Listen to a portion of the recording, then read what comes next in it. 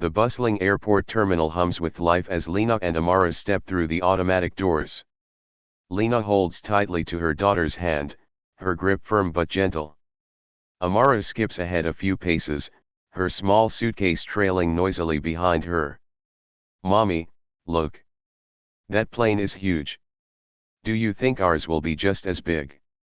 Lena smiles faintly, her eyes darting to the departures board. Her heart is heavy, but she forces herself to focus on Amara's enthusiasm. "Maybe, sweetheart. Let's check in first, okay?" They approach the check-in counter, where Tina, a polished gate agent, greets them with a practiced smile. Her gaze flickers briefly to Lena and Amara before returning to her screen. "Good afternoon. Can I see your boarding passes?" Lena hands over their documents, her demeanor calm but guarded. Tina scans them quickly, her expression remaining neutral but her tone cooling slightly. "Seats 14A and 14B. You'll be boarding in Group 3. "What's Group 3, Mommy? Is it special?" Tina lets out a small, amused breath, but her eyes avoid meeting Lena's. "It just means you'll board after Groups 1 and 2. It's just the order we get on the plane, honey. Nothing to worry about." Amara nods, satisfied, and begins to chatter about their destination. Lena straightens, her smile fading slightly as Tina turns to the next passenger without another word. Later, as the boarding announcement echoes through the terminal, Lena and Amara join the Group 3 line. Nearby, Elliot Peterson, a gruff man in his 60s, watches with quiet curiosity. "Holding up just fine, aren't you?" His eyes narrow as Tina scans Lena's boarding passes, her smile now thin and perfunctory. "Right this way." On board the plane, Lena and Amara make their way to their assigned seats, only to find them already occupied by a woman in her 40s. The woman glances up briefly, her expression dismissive. "These seats were reassigned. You'll need to find another spot." "I'm sorry, but these are our seats. Here's my boarding pass." The woman waves her hand as if brushing off Lena's words. "Maybe you should check with the flight attendant." "I'm not moving." Amara tugs on Lena's sleeve, her wide eyes looking to her mother for reassurance. "Mommy, what's happening?"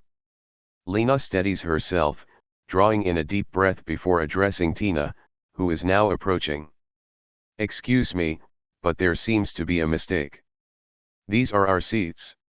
Tina looks between Lena and the seated woman, her polite facade slipping into a faintly condescending expression. "Ma'am, I'm sure we can find you and your daughter some other seats. Let's not make a scene." Lena's jaw tightens, her composure beginning to waver. "I'm not trying to make a scene. I just want what I paid for." Tina's smile hardens. "Sometimes things don't go as planned. Please, just take these seats near the back." "Mommy, why don't they want us to sit here?" The question hits Lena like a punch to the gut. She hesitates, her voice faltering. "It's okay, sweetheart. We'll figure it out."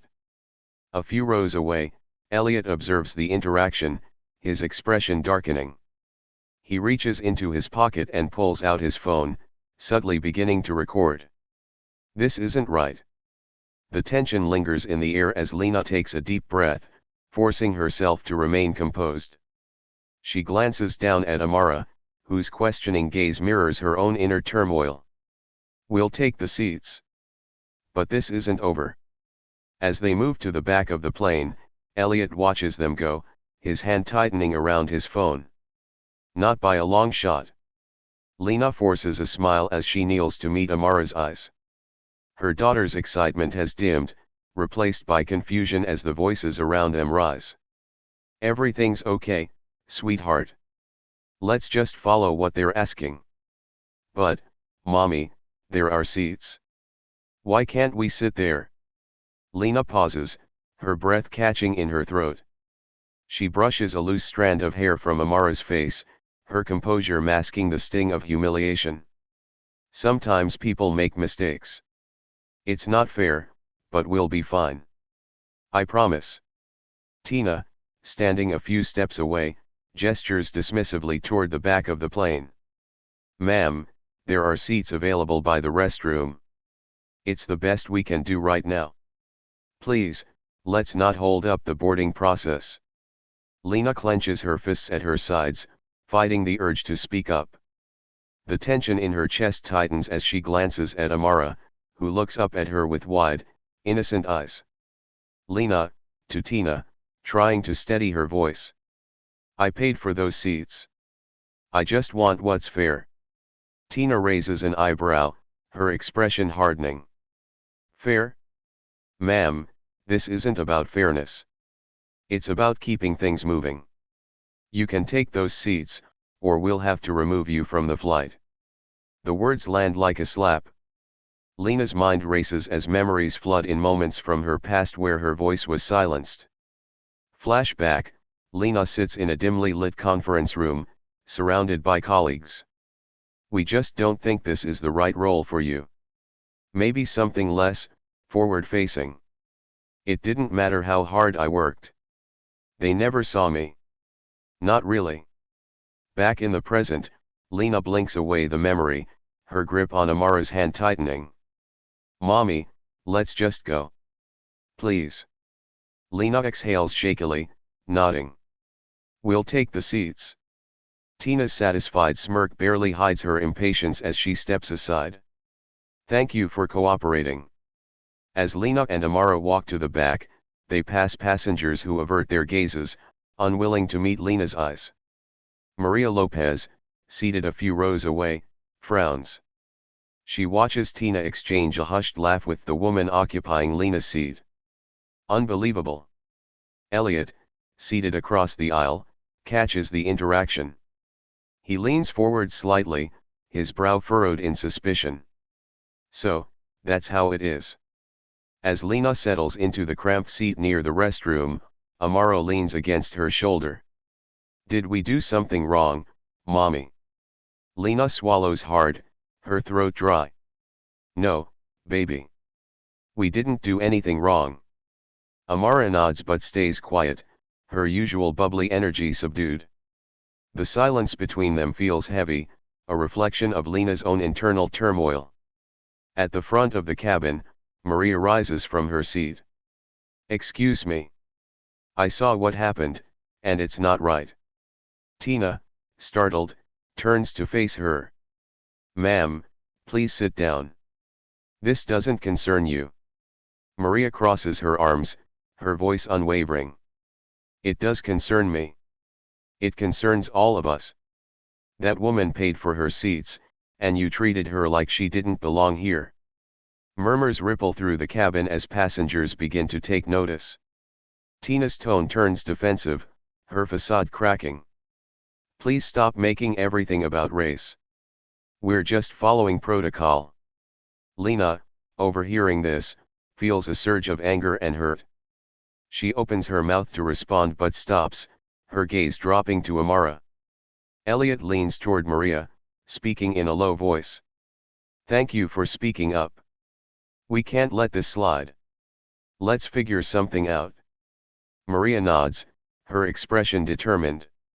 Lena looks out the window, her reflection staring back at her. Is this how it always ends?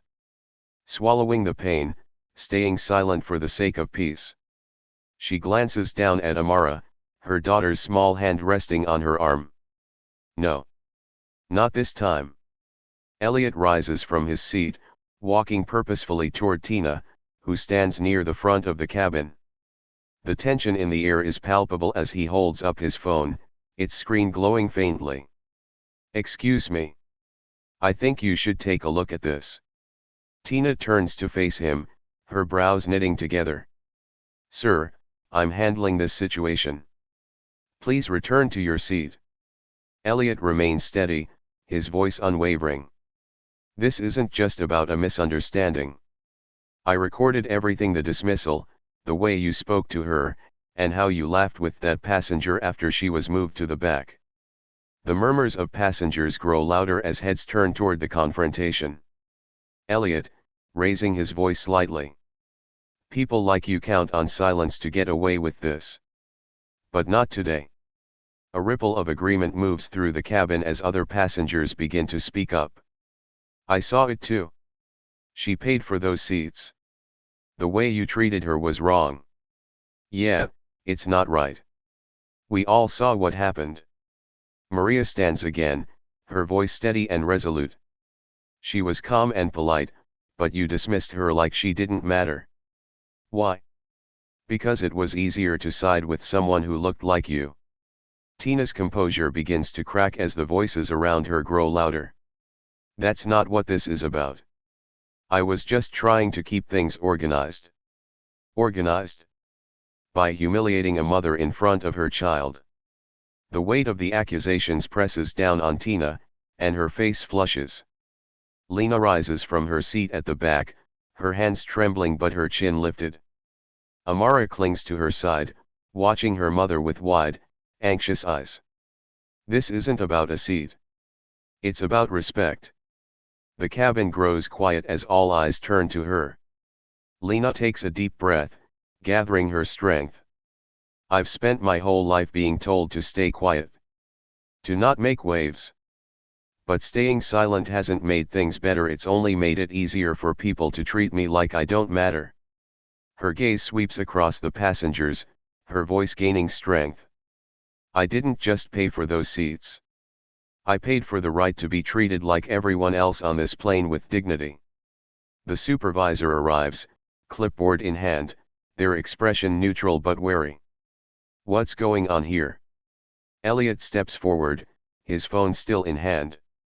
We're explaining what really happened. Here's the proof. He plays the video, and the supervisor listens intently, their eyes narrowing as the audio reveals Tina's dismissive tone and the laughter that followed. And we can all back it up. Everyone here saw it? The supervisor looks to Tina, their tone sharp. Is this true? Tina stammers, her confident facade now completely gone. I was just trying to keep the peace. By humiliating a passenger? That's not how we do things. The supervisor turns to Lena, their expression softening. Ma'am, I'm deeply sorry for how you were treated. This is unacceptable, and I assure you, it will be addressed immediately. Passengers nod in agreement, their solidarity clear. Tina is asked to leave the flight, her protests falling on deaf ears. As she walks down the aisle, passengers avoid her gaze, their expressions a mix of judgment and relief. Lena returns to her seat, the tension in her chest slowly easing. Passengers around her offer kind words and smiles. You handled that with so much grace. You're stronger than you know. Lena smiles faintly, her eyes glistening with unshed tears. Amara wraps her arms tightly around her mother's waist. You're so brave, Mommy. Lena strokes her daughter's hair, her heart swelling with pride and determination. And so are you, my love. Always remember that. As the plane prepares for takeoff, Lena looks out the window. The sky ahead seems brighter, the weight she's carried for so long feeling just a little lighter. This isn't the end. It's just the beginning. Lena and Amara are escorted down the aisle of the plane, past rows of passengers who have witnessed the earlier confrontation. There's a subtle shift in the air, whispers that turn into quiet nods of approval. The flight attendants, hesitant but genuine, guide them to the first-class section. Ma'am, we'd like to offer you both a more comfortable seat. We're truly sorry for the earlier treatment. Lena gives a small nod, her emotions a mixture of exhaustion and quiet strength. She glances down at Amara, who is looking up at her mother with wide eyes, a smile slowly blooming on her face. It's okay, sweetheart. Let's get comfortable. As Lena settles into her new seat, Amara can't contain her excitement. She beams at her mother, her voice bubbling with admiration. Mommy, you're my hero. You stood up to them. Lena's heart swells with pride. Her daughter's words cut through the heavy silence that had followed the confrontation. Amara's innocence and pride in her mother bring a tear to Lena's eye, though she quickly wipes it away, her smile growing wider. "You're my hero too, baby." As the plane hums with the quiet anticipation of departure, the atmosphere shifts. The once tense cabin now feels lighter, like the weight of injustice has been lifted at least for the moment. Lena watches Amara as she whispers softly to herself, no doubt replaying the events in her mind. Meanwhile, Elliot's video of the incident begins to circulate online. It gains traction quickly, shared by friends, strangers, and advocacy groups. Comments flood in, offering support and outrage at the injustice Lena and Amara endured. The viral video sparks national conversations about racism in customer service industries, shining a light on something many have been too silent about for far too long. "This is disgusting. We cannot allow this to happen. Stand with Lena. Every person should be treated with dignity, no matter their race. I'm sharing this everywhere." The airline, shaken by the viral backlash, releases a public apology. They announce they will be implementing bias training for their employees to prevent future occurrences. Corporate statement, read aloud on news broadcasts. "We deeply regret the incident that took place on Flight 314. We are committed to addressing the issues raised and have already begun implementing comprehensive training to ensure all passengers are treated with respect and fairness. We stand with equality and will do better moving forward." Lena watches the news on her phone, her emotions fluctuating. She feels a sense of validation, but there's also a lingering bitterness. This apology, she knows, is just a start. Lena, quietly to herself. This can't be just words. It has to be real change. Encouraged by the impact of her story, Lena begins a blog. She writes not only about the incident but about the broader issue of systemic racism in everyday life. Her words flow with the same quiet strength she had shown on the plane, each post reflecting her journey from pain to empowerment. Lena's blog title, "A Voice That Won't Be Silenced." What happened to me is not an isolated incident. It's a reflection of a system that has long allowed certain people to be treated as less than. I can't stay silent anymore. I refuse to let my daughter grow up in a world where she has to question her worth. Lena's post resonates with readers who have shared similar experiences.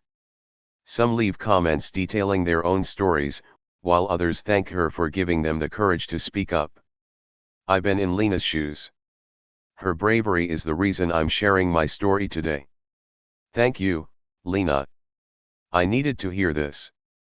We can't be quiet anymore. As her blog gains traction, Lena is invited to speak at community forums and collaborate with organizations focused on social justice and racial equity. She becomes a powerful voice for those who have been overlooked and undervalued.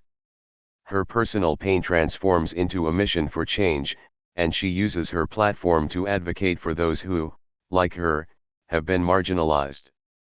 Lena, during an interview, voiced strong and clear. Systemic racism isn't just a headline or a hashtag. It's in every place we go: the stores, the workplaces, the airports. If we want to see change, we need to take a stand. Together. As the plane begins its descent, Lena gazes out the window, reflecting on how far she's come. She never expected this moment, standing up for herself, for her daughter, and for everyone who has been silenced by the weight of prejudice. I didn't just stand up for myself. I stood up for all of us. This isn't the end. It's just the beginning. Amara, resting her head on Lena's shoulder, breaks the silence with a simple whisper. You made everything better, Mommy. Lena smiles, her heart full. She holds her daughter close, feeling a sense of peace settle over her. As the plane finally reaches its destination, Lena feels a quiet confidence she's never known before. She's changed, yes. But so has the world around her. The ripple of her bravery will continue to spread, sparking others to act, to speak up, and to fight for justice. Lena, internally, with resolve. The future is ours to shape. And I'm ready to fight for it no matter what. Together, mother and daughter step off the plane into a world that feels, just for a moment, a little more hopeful.